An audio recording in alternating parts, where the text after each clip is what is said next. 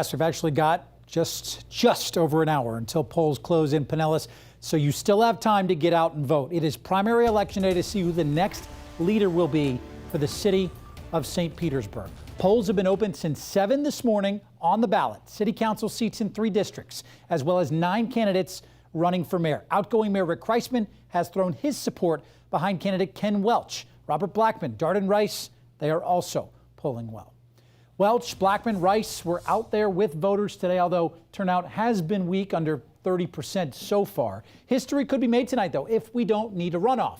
If Welch wins, he would be the first black mayor in the city's history. If Rice is voted in, she would be the first openly gay mayor. 10 Tampa Bay's Eric Glasser is live for us in downtown St. Pete. Eric, we may not know who the next mayor is by the time the polls close in just under an hour.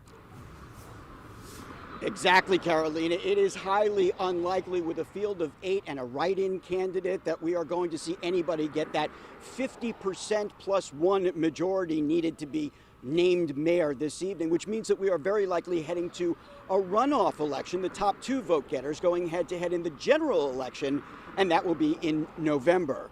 So who will those people be, you say? Well, we're going to have to wait to see who it is that comes out with the most votes tonight. I can tell you that heading into today, the local polls had the top 3 contenders as former Pinellas County Commissioner Ken Welch. He was followed by City Councilman Robert Blackman, who is widely considered the more conservative voice in this race, and also another sitting council member, Darden Rice. We caught up with all 3 of them today on the campaign trail, looking for those last-minute votes, and talked with them about the key issues facing St. Petersburg's next mayor. We've got to have a sense of urgency about getting that affordable housing developed, and that means subsidies, it means our processes and our policies all need to be updated. It needs to be a priority for the next mayor. See, we have such a good relationship. In the first 6 months in office, we will have a deal in place guaranteed that the race will stay in St. Petersburg. I talk to people across the city every day who are concerned about being able to stay in their homes, finding an affordable apartment, finding an affordable storefront for their business or for their office. So that's key.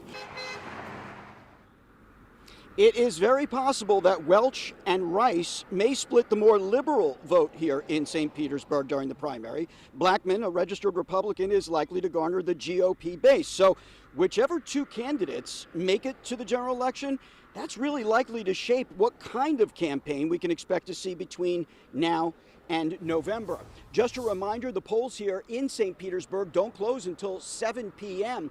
And at the Pinellas County Office of Elections, they predict a turnout of only about 22% today. Just a reminder that every vote counts. And we